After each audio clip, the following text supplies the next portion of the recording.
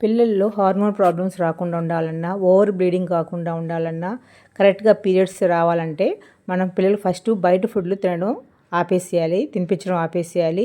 ఎప్పుడైనా ఒకసారి తినొచ్చు అంటే నెలకొకసారి అట్లా తినొచ్చు. రెగ్యులర్‌గా తినకుండా చూసుకోవాలి. అంటే ముఖ్యంగా మైదాతో చేసినవి, కేకులని, పఫ్స్ అని అట్లా ప్యాకెట్ ఫుడ్స్, కుర్కురేలని అలాంటివి పిల్లలకు పెట్టకుండా నేచురల్‌గా ఇంట్లోనే పెడుతూ ఉండాలి. డైలీ 2 టైమ్స్ ఫ్రూట్స్ పెట్టేలా చూసుకోండి. నేనైతే ఉదయం బ్రేక్‌ఫాస్ట్‌లో కొంచెం ఫ్రూట్స్ పెట్టేస్తాను. కొంచెం గ్యాప్ ఇచ్చేసి అంటే ఒక హాఫ్ అన్ అవర్ గ్యాప్ ఇచ్చేసి బ్రేక్‌ఫాస్ట్ పెట్టేస్తాను. తర్వాత లంచ్‌లోకి సలాడ్ కంపల్సరీ పెడతాను. దోసకాయ ముక్కలు, క్యారెట్ ముక్కలు అలా పెడతాను. తర్వాత ఇలాగే సీజనల్ ఫ్రూట్స్ అనేవి కంపల్సరీ డైలీ మన సీజనల్ ఫ్రూట్స్ అంటే బొప్పాయి, దానిమ్మ, జామ, అరటి ఇలాంటి ఫ్రూట్స్ అనేవి కంపల్సరీ డైలీ 2 టైమ్స్ పెట్టండి. తర్వాత సలాడ్స్ పెట్టండి. ఎప్పుడైనా ఒకసారి బయట ఫుడ్ తినొచ్చు. రెగ్యులర్‌గా కాకుండా అప్పుడప్పుడు తినొచ్చు. ఈ తర్వాత ఆకుకూరలు ఉండేలా చూసుకోండి. చిక్కుడు, బీన్స్ అలాంటివి ఫ్రైలు ఉండేలా చూసుకోండి.